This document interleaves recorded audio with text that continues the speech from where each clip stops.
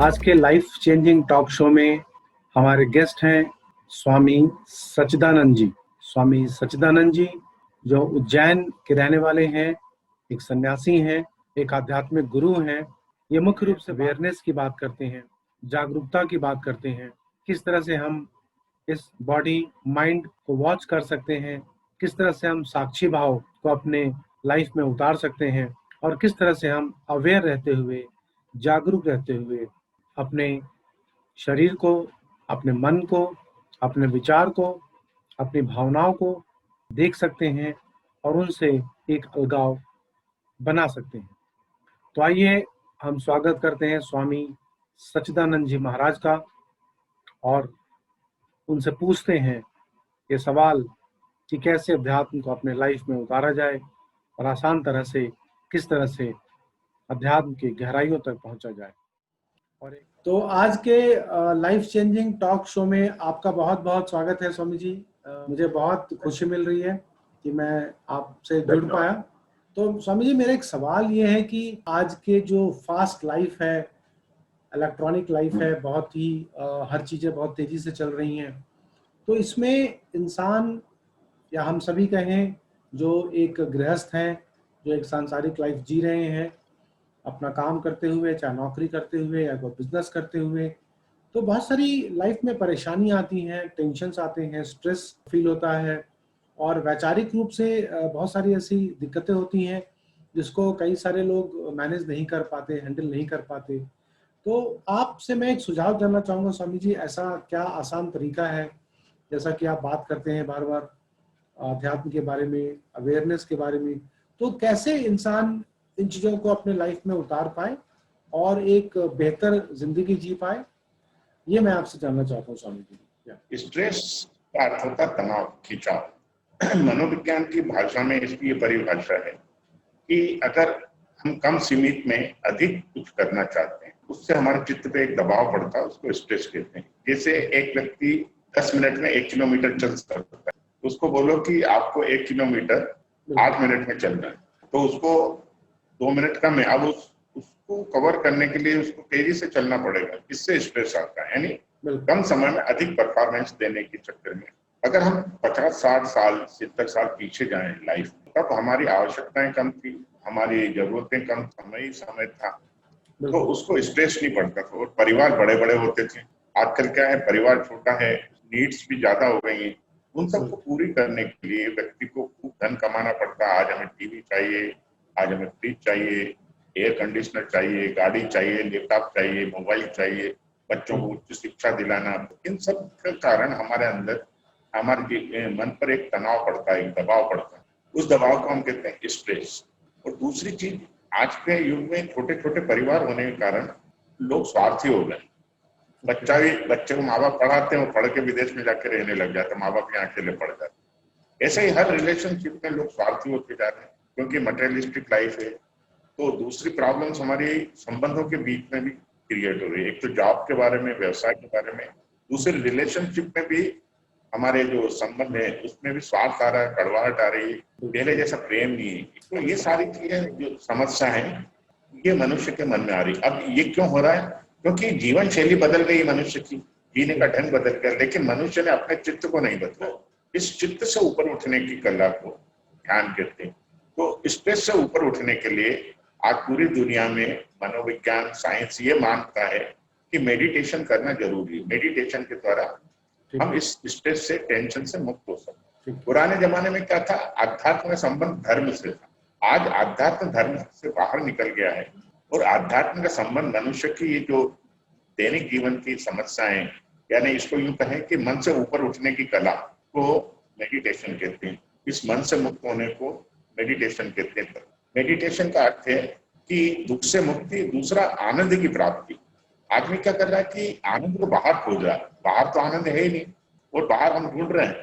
तो ढूंढने के चक्कर में क्या होता है कि हमारी बहुत सारी ऊर्जा नष्ट हो रही और वो आनंद सच्चा मन की शांति में, जब हमारा मन शांत हो जाता है, कोई विचार नहीं, कोई भाव नहीं, तो उसको कहते हैं शांति। उस शांति में एक परम आनंद है, ये अनुभव से आएगा जब हम मेडिटेशन से गुजरेंगे।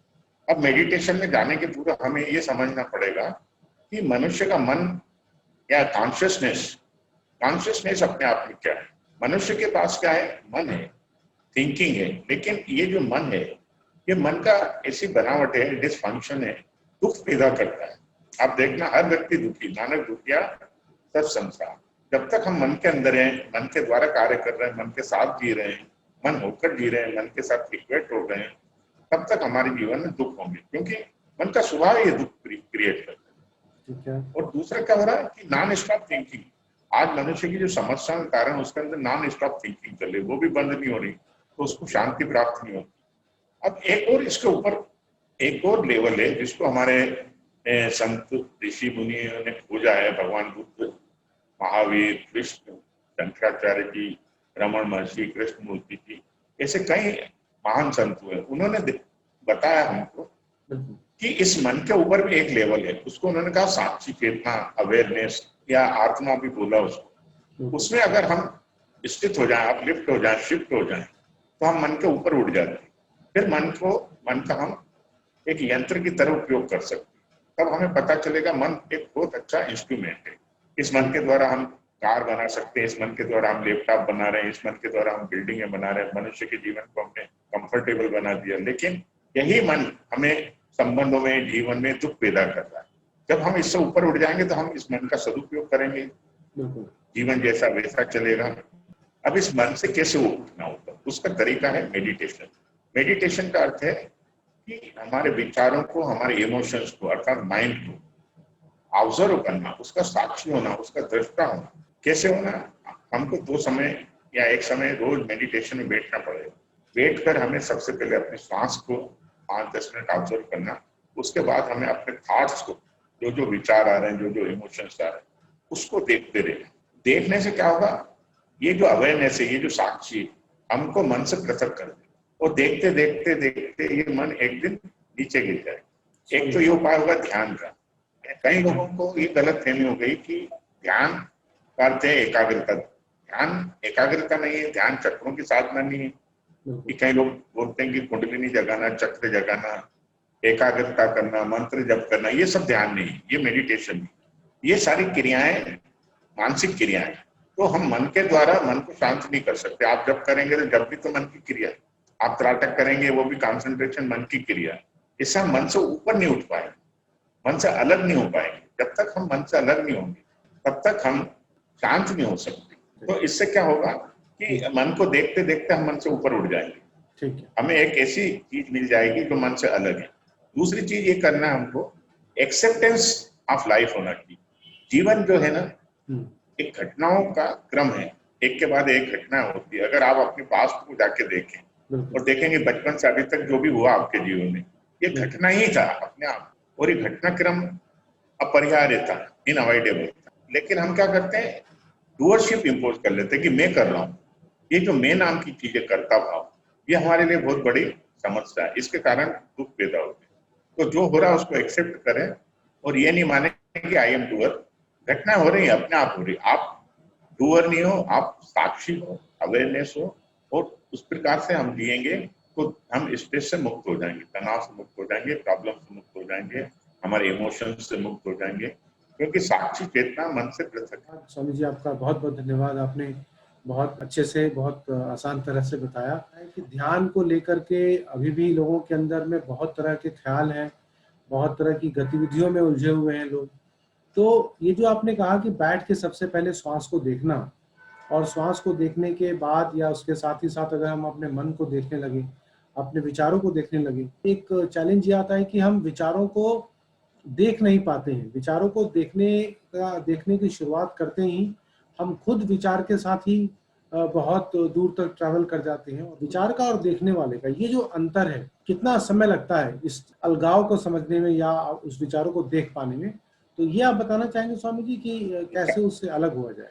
करीब 3 माह लगते हैं अगर हम रेगुलर 2 घंटे रोज मन को देखें। हमें करीब 3 महीने लगते हैं कि हम विचार और इमोशंस को देख सकते हैं। लेकिन उसमें कंसिस्टेंसी होना चाहिए, डेली देखना पड़ेगा, एक चीज। दूसरा, अगर हम विचारों को नहीं देख पा रहे हैं तो देखने का अर्थ ये नहीं होता कि मैं जैसे आपको देख रहा हूँ, आप मुझे देख रहे हैं, इस तरह नहीं देख। विचार कोई वस्तु नहीं है, कॉन्क्रीट चीज नहीं कि आप उसको देखें, उसका कोई रूप नहीं होता, वो तो एक ध्वनि मात्र है। तो विचारों को देखने का अर्थ है उनके प्रति अवेयर होना, उनके प्रति जागरूक होना कि वो चल रहे हैं। या तो आप उनको सुने, धीरे धीरे वो शांत हो जाएंगे। अगर आप उसको नहीं देख सकते हैं तो श्वास को देखिए, श्वास के प्रति जागरूक रहिए। जैसे जैसे आप श्वास के प्रति जागरूक होंगे तो आपका जो अटेंशन है विचारों से हटके श्वास पे आ जाएगा, ब्रीदिंग पे, तो आपकी थिंकिंग ऑटोमेटिक रुक जाएगी, फिर धीरे धीरे स्लो हो जाएंगे। मान लो कि एक बहुत तेजी से अगर कोई कार चला रहा है 120 की स्पीड में, 130 की स्पीड में, उस पर अगर हम एकदम ब्रेक लगा देते हैं तो गाड़ी पलट जाएगी, है ना। उसको ब्रेक लगाना खतरनाक होता है। तो अगर वो गाड़ी स्लो स्पीड में है तो हम आसानी से उसको ब्रेक लगा सकते हैं और रुक जाएगी। इसी प्रकार बहुत तेज मन को देखना बहुत कठिन होता है क्योंकि उसके साथ लाखों करोड़ों मेमोरीज एसोसिएटेड हो। तो इसके लिए एक उपाय है कि सबसे पहले भगवान बुद्ध ने बताया कि सबसे पहले हमें श्वास को ऑब्जर्व करना सीख। श्वास एक ऐसी चीज है जो जिसमें वर्ड्स नहीं है, सिर्फ उसके प्रति जागरूक है। भारतीय लोगों ने एक नई विधि खोजी थी, वो मंत्र जप की, कि आप मंत्र का जप करें और उसको देखें, साक्षी होकर मंत्र को जपें। वहां पर क्वांटिटी का चक्कर नहीं था, पर आजकल क्या लोग माला लेकर जपते हैं कि 1000 जप 2000 जप 3। जब का उद्देश्य उसकी गिनती नहीं है, क्वांटिटी नहीं है, क्वालिटी है। क्वालिटी है कि आप जप के साक्षी हो पाते हैं। जबकि 4 भूमिका है, वेखरी, मध्यमा, पश्चंती, परा। पहली 2 भूमिकाएं तो मन की हैं, वेखरी होठों से जपते है ना, मध्यमा में मानसिक जप होता है, पश्चंती में आकर हम उसके साक्षी हो जाते हैं, और परा का अर्थ होता है आई एम, आत्मा, सेल। तो जब आप साक्षी हो जाएं तो अपने अटेंशन को मंत्र से भी हटाकर स्वयं पे लिया है, वो स्वयं में स्थित हो जाए, तो उसको बोलते परा। ये चौथी स्थिति। आपको है ना गियर चेंज करना पड़ेगा, गियर अपने आप चेंज नहीं होंगे, ऑटोमेटिक नहीं। अगर आप विचारों को नहीं देख पाते हैं तो सेल्फ रिमेम्बरिंग की भी एक प्रोसेस होती है कि विचार चलने आप एक्सेप्ट कर लो, आप कोई संघर्ष मत करो, सिर्फ अपने होने को याद स्मरण रखो, अटेंशन कि मैं हूँ, आई एम। बिना शब्द के ये महसूस करें मैं हूँ, इससे भी विचार गिर जाएंगे। श्वासों के प्रति जागरूक रहने से भी विचार गिर जाएंगे। पर सब में एक सूत्र है, सब में एक चीज अनुसूचित है, वो है अवेयरनेस, साक्षी।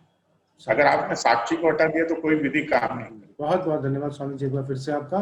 क्या ये आप बताएंगे स्वामी जी कि सबसे पहले अगर हम इस शरीर से अपना एक अलगाव देखने का प्रयास करें कि मैं शरीर नहीं हूँ, जो मुझे लगता है कि विचार से पहले थोड़ा सा हमें मालूम होना चाहिए, या जो भी साधक हैं या जो भी जिज्ञासु हैं या सीकर्स हैं, कि शरीर से अपने आप को कैसे अलग करके देख पाएं या अटैचमेंट को दूर कर पाएं, या जिससे कि हमको आसान हो विचारों को देख पाना। स्वामी जी, शरीर से अलग होने का 2-3 उपाय हैं। एक भगवान बुद्ध ने भी बताया, एक तो शमशान जाइए, वहां देखिए, और जो मुर्दे को जलाया जाता है तो ये समझे कि मुझे जलाया जा रहा है, एक चीज ये। दूसरा तरीका ये, आप शरीर के प्रति जागरूक रहें, पूरा अवेयर रहें। आप चल रहे हैं तो आप बॉडी के प्रति पूरे अवेयर रहें कि बॉडी चल रही, शरीर बैठा हुआ है, शरीर खा रहा है, शरीर पी रहा है, शरीर भोजन कर रहा है, शरीर नहा रहा है। शरीर के प्रति एक सघन जागरूकता रहे, तो आपको धीरे धीरे पता चलेगा कि शरीर अलग है और मैं उसका साक्षी। तो इससे आपको ये पता चलेगा, एक चीज। तीसरा एक और तरीका है कि आप अपने आप को 3rd पर्सन की तरह यूज करिए, मैं संबोधित करिए, एड्रेस करिए। कि आप जैसे घर पे बैठे हैं तो ऐसा बोलिए कि अशोक को भूख लग रही है, या इस शरीर को भूख लग रही है, मुझे भूख लग रही है, ये शब्द मत यूज करें। और साथ में जागरूक भी रहिए कि भूख किसको लग रही है, शरीर को लग रही है। आप अपने को इस तरह 3rd पर्सन की तरह अगर संबोधित करेंगे, आज शरीर को भूख लग रही है, शरीर नहाने जा रहा है, या अशोक नहा रहा है। स्वामी रामतीर्थ वो इस तरह की भाषा यूज करते कि राम को भूख लग रही, राम को आज बहुत मजा आया, राम को आज थका हुआ है, तो वो अपने लिए राम शब्द यूज करते थे, जो उनका नाम था। कृष्णमूर्ति जी भी कभी मैं शब्द का उपयोग नहीं करते। अच्छा। तो आप अपने लिए मैं शब्द का उपयोग ना करें, और सिर्फ जागरूक रहें और देखें कि कौन कर रहा है। एक और तरीका है रमन महर्षि का, कोई भी चीज हो तो पूछो स्वयं से किसको हो रहा है, तो अंदर उत्तर आएगा मुझे हो रहा है। ये विचार किसको आ रहा है, मुझे आ रहा है। भूख किसको लग रही, मुझे लग रही। दुखी कौन हो रहा है, मैं हो रहा हूँ। तो ये मैं क्या है, तो तुरंत अपने अटेंशन को मैं पे लिया हो, तो आप देखेंगे कि ये जो मैं है आपका वास्तविक नहीं, वो शरीर से, विचारों से, मन से अलग है, वो अपने आप में इंडिपेंडेंट है। हमें ये समझना चाहिए कि जो नोअर है हर चीज का, ऑब्जर्वर है, साक्षी, वो नॉन से अलग है, और वो नॉन पे डिपेंड नहीं है। और जो भी नॉन है, जो भी दृश्य है, वो हम साक्षी पे निर्भर है, आत्मा पे निर्भर है, नोअर पे डिपेंड है। लेकिन नो और नोन पे डिपेंड नहीं। बिना विचार के आपका अस्तित्व हो सकता है, लेकिन आपके बिना विचार नहीं हो सकता। अब जगत के बारे में सोचिए, आप नहीं हो तो जगत है क्या आपके लिए? नहीं किसी अन्य के लिए होगा, आपके लिए तो नहीं होगा कम से कम। बिल्कुल बिल्कुल। जैसे सुबह हम जागते नींद में से गहरे में, तो हमारे अंदर सबसे पहले क्या पैदा होता है? जन्म होता है, मैं हूँ, बिल्कुल। ये बोध आता। फिर उसके बाद हम जगत को देखते हैं, मन को देखते हैं। तो अगर मैं इसको ऐसे समझूं कि क्या ये सही होगा कि हम पहले शरीर के प्रति जागरूक हों, फिर विचारों की तरफ चलें और फिर भावनाओं की तरफ चलें? हाँ स्वामी जी? बिल्कुल। हाँ, भगवान बुद्ध ने ये एक तरीका बताया था, स्वामी उसको जी। उन्होंने विपश्यना नाम दिया था। सबसे पहले श्वास के प्रति जागरूक होना। कि श्वास एक ऐसी चीज है जो बाहर से अंदर और अंदर से बाहर जाती है। ठीक है। हर आदमी बहिर्मुख है, तो बहिर्मुखता से अंतर्मुखता में आना है, स्वयं को जानना है। स्वयं तो अंदर ही है ना। जो नोवर है, जो दृष्टा है, वो अंदर है, बाहर नहीं है। बाहर तो दृश्य है। तो श्वास क्या बाहर से अंदर आती है, अंदर से बाहर जाती है, दोनों में रहती है। तो श्वास के प्रति जागरूक होने से हमारी जो बहिर्मुखता है, आउटसाइड है, वो इनसाइड में चेंज हो जाएगी। श्वास अंदर है, तो जब आप सांस को महसूस करेंगे तो आप अंतर्मुख हो जाएंगे, इंट्रोवर्ट हो जाएंगे। पहला कदम उन्होंने हुआ। फिर बोला कायानुपश्यना, इस शरीर के प्रति जागरूक, ज्यादा ज्यादा जागरूक। आप शरीर को एक दृश्य की तरह नहीं देख सकते, आपको उसके प्रति जागरूक होने के लिए है ना, सिर से पांव तक जागरूक रहना पड़ेगा। From top to toe, toe to top, आपको पूरा अवेयर होना पड़ेगा अंदर से। फिर कहते हैं कि शरीर में संवेदना है, जैसे मेरा हाथ में दर्द हो रहा है, मैं बात कर रहा हूँ, मेरा हाथ ऐसा उठ रहा है, तो मुझे पता चलना चाहिए। तो अंदर जो संवेदना है उनके प्रति भी जागरूकता होना चाहिए। उसको उन्होंने वेदानुपश्यना बोला। वेदना का अर्थ वहां संवेदना, वेदना। उसके बाद बोला चित्तानुपश्यना। चित्त का अर्थ था विचार और इमोशन, हार्ट्स एंड इमोशन को चित्त, तो चित्तानुपश्यना। उसके बाद उन्होंने बोला धम्मानुपश्यना, कि जो हमारे अंदर चित्त की स्थितियां होती है, इमोशन तो क्रोध आया तेजी से चला जाएगा, लेकिन शुद्धता नहीं जाएगी, बोरियत नहीं जाएगी, अकेलापन नहीं जाएगा, आसक्ति नहीं जाएगी। तो ऐसी शांत चित्त की दशा है, उनके प्रति जागरूक होना, तो उन्होंने कहा धम्मानुपश्यना। फिर जब आप सबको देखना सीख जाते हो एक साथ, तो उसको बोलते हो संप्रज्ञान, ऑल इंक्लूसिव अटेंशन। उसमें अगर आप आ जाते हो तो आप मुक्त हो जाते हो। स्वामी जी, बहुत बहुत मैं धन्यवाद करना चाहूंगा आपको, बार बार मैं प्रणाम करना चाहूंगा कि आपने हमें ये बताया। और मैं फिर से आपसे जुड़ना चाहूंगा, ऐसे बहुत सारे सवाल हैं। मैं बाकी व्यूवर से भी कहना चाहूंगा कि अगर आपके कुछ सवाल हैं, मैं इस वीडियो के नीचे सबटाइटल्स में फोन नंबर शेयर करूंगा। और मैं चाहूंगा कि ये जो प्रयास स्वामी जी कर रहे हैं, और स्वामी जी इस तरह से एक जागरूकता के बारे में संदेश दे रहे हैं, वो बहुत ही सराहनीय है स्वामी जी। तो यही कहते हुए मैं आपसे इजाजत चाहूंगा। बहुत बहुत धन्यवाद स्वामी जी। प्रणाम सर।